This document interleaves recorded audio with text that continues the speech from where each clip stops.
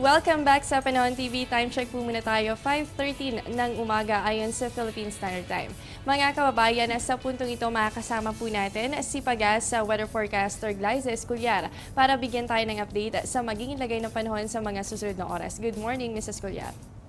Good morning sa iyo, Jessie, at sa lahat ng nanonood ng Panahon TV. Mrs. Escolar, sa ating global weather news, matapos po ang itong si Winter Storm Juno ay nasundan din po ito ng Winter Storm Kari na nagdulot nga po talaga ng matinding pagyelo sa ilang bahagi po yan ng Northeast United States. At alam naman po natin na bibihira mangyari ang pagkidlat at pagkulog sa ganitong pagkakataon. Pero sakali pong mangyari ito, tinatawag ito bilang thunder snow. Ano po bang pinagkaiba ng thunder snow sa thunderstorms at ano po ang maaaring epekto nito? Walang masyadong pinagkaiba po yung thunderstorm at thundersnow, maliban lamang dahil masyadong malamig dun sa area ng pinangyarihan po ng thunderstorm, kaya tinawag itong thundersnow. Actually, pag thundersnow, wala ka kasing mainit mula sa ground na maaring mag-lift doon sa parcel para ito ay mag-form bilang isang thunderstorm o isang kaulapan. Kaya doon sa area kung saan malamig ay kailangang malakas ang hangin mo na paakyat. So yan po ang mekanismo para po ito ay makabuo ng isang thunder snow na hindi po normal dito po sa atin. So kailangan ng malakas na hangin, yung tinatawag po namin updraft. Kailangan yun yung mekanismo para makabuo po ng thunder snow. At normally yung thunder snow ay imbis na ulan ay snow po ang binubuhos nito doon sa area na affected. At mostly ang thunder snow ay mas mababa po doon sa tinatawag po nating thunderstorm. At usually po ay meron pong cyclone o yung gaya po ng dito po sa ating graphics ay meron pong low pressure area within the vicinity o ng affected area kung saan po ay doon din tumutubo halos yung tinatawag po natin thunder snow.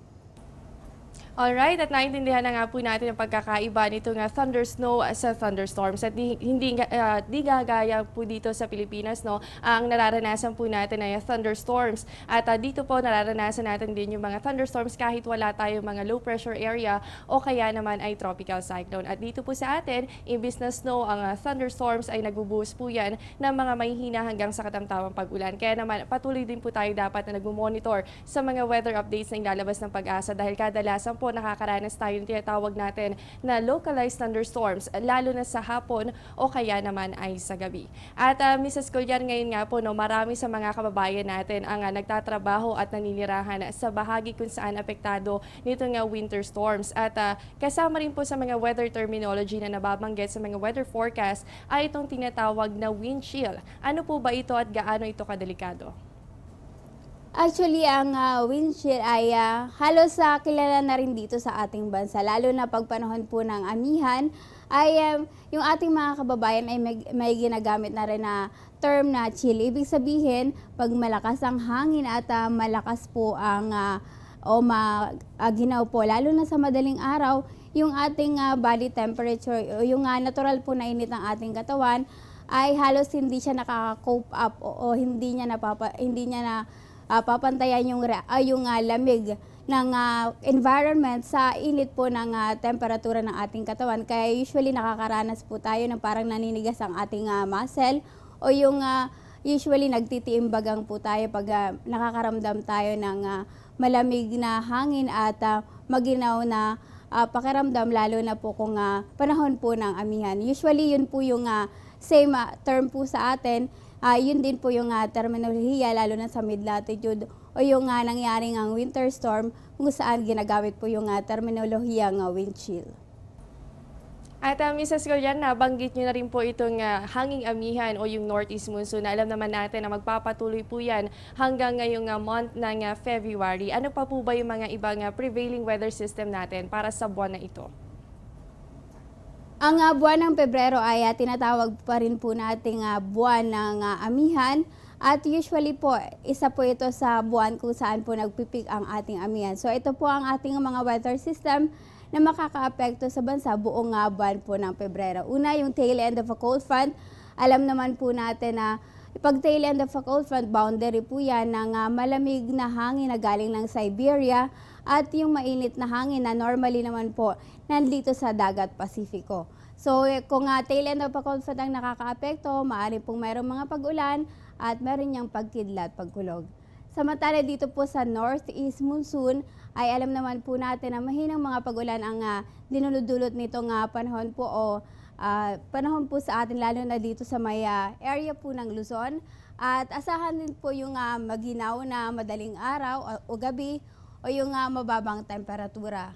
Samantala, yung low pressure area naman po ay dito sa ating bansa dahil 19 to 20 tropical cyclone po ang ating nararanasan o yung pumapasok ng Philippine Area of Responsibility, ay normal na po na maaaring makaapekto ang low pressure area sa ating bansa. At eventually, pag ito'y lumakas, ay magiging tropical cyclone naman po ito o yung tinatawag po sa atin na local term na bagyo.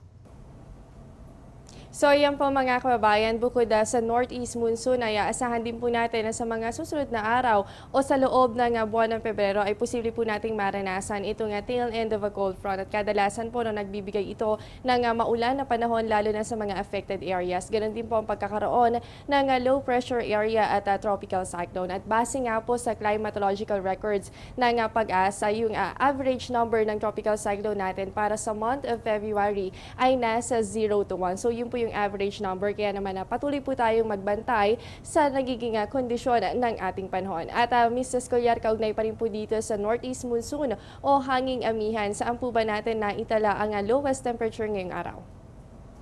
Ngayong araw, dahil wala pa naman po tayong sunrise o yung bukang liwayway, normally doon po tayo nakakapag-sukat ng pinakamababang temperatura sa araw na ito. Kaya kinuha po natin yung alas 2 na madaling araw na pwede nating masukat o yung meron po tayong data. So, yung 2 o'clock na data, ang pinakamababang temperatura nga ating naitala ay 12.8, dito po yan sa Baguio City. At Itbayat po 18.2, at dito naman po sa may area po ng dito po sa area po yan ng Basco ay nasa 19.2, at Science Garden naman po ay nakapagtala tayo ng 22.1. At ayan po ngayon ang pansamantalang pinakamababang temperatura ngayong araw. So kung mapapansin po natin mga kababayan, madalas po na nakakapagtala ng mababang temperatura ay yung Northern Luzon, dahil ito nga po yung unang tinatamaan nito nga hanging amihan. At syempre kasama rin po sa tinatamaan dito ang Metro Manila. At dito nga po sa Science Garden ay napasama tayo sa merong pinakamababang temperatura ngayong unang araw ng Pebrero. At Mrs. Escolar, ngayon po ba medyo malakas nga itong hanging amihan nararamdaman po natin sa buong Luzon? Ibig sabihin po ba nito ay nakataas ang gale warning mula sa Pag-asa? Tama ka dyan, Jessie. Ang ating gale warning ay nakataas sa malaking bahagi po ng ating mga baybaying dagat na nakapalibot sa ating kapulaan. Meron po tayong nakataas na gale warning dito po sa northern at western seaboards ng Northern Luzon at sa eastern seaboard naman ng Luzon at Visayas. Kaya bawal pong pumalaot dito po sa may Batanes, Calayan, Babuyan Group of Islands, Cagayan, Ilocos Norte, Ilocos Sur, La Union, Pangasinan, Isabela, Aurora, Quezon Province kasama ang Polillo Island, Camarines Provinces, Catanduanes, Eastern Coast ng Albay at Sorsogon, kasama na po ang mga baybaying dagat ng Samar at Leyte Provinces, dahil inaasahan na magiging maalon hanggang sa napakaalon na karagatan na nakapalibot sa bahaging yan po ng ating bansa, dahil po yan sa lakas ng amihan. At mga kababayan, posible po na yung taas ng alon ay umabot yan sa 4.5 meters. Kaya naman para masiguro po ang inyong kaligtasan, ay naglabas po ng gale warning ang Pag-asa. At sundin na lamang po natin ito, at syempre abangan pa po natin ang mga susunod na updates na ilalabas ng Pag-asa. At Mrs. Escolar, bilang panghuling katanungan na lamang po, maaraw po ba o maulan ang aasahan natin sa mga susunod na oras? Base po sa inyong 5 AM weather forecast.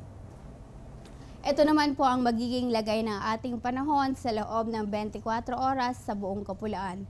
Dahil apektado ng northeast monsoon o amihan, ang malaking bahagi ng bansa ay asahan dito po sa may Cordillera Administrative Region, dito po sa may area ng Cagayan Valley, at Aurora Province, dito rin po sa Bicol Region at Eastern Visayas, asahan dyan ang maulap na kalangitan na may mahinang mga pag-ulan. Samantala, ang nalalabing bahagi ng Luzon, kabilang dyan ang Metro Manila, ay asahang magiging bahagyang maulap lamang ang kalangitan. At kung may mga pag-ulan man, ay asahan lamang po ay yung mga panandaliang pag-ambon. Usually po mga 1 to 2 minutes lamang ang tinatagal ng mga ganyang mga pag-ulan. At normally, isang beses o 2 beses lang po yan sa isang araw. At dito naman po sa nalalabing bahagi ng Visayas at Mindanao, ay asahan naman po dyan ang bahagyang maulap na kalangitan at posible po yung mga localized na mga pag-ulan. At yan po ngayon ang latest sa ating panahon. So yan po mga kababayan, generally fair weather po ang aasahan natin para sa Visayas at Mindanao, pero malaking bahagi po ng Luzon ang makakaranas po ng bahagyang maulap na kalangitan. Dala nga po yan ng hanging amihan. At good news naman po, no, dahil dito sa Metro Manila ay posible lamang tayo makaranas ng mga pag-ambon at hindi naman po yan tatagal ng hanggang 3 minuto. Dahil ayon nga kay Mrs. Coriano, posible pong maranasan lamang yan sa loob ng 1 hanggang 2 minuto. At maraming salamat po, Mrs. Coriano. Huwag po kayong alis mga kababayan. Magbabalik pa ang Panahon TV matapos ang ilang paalala.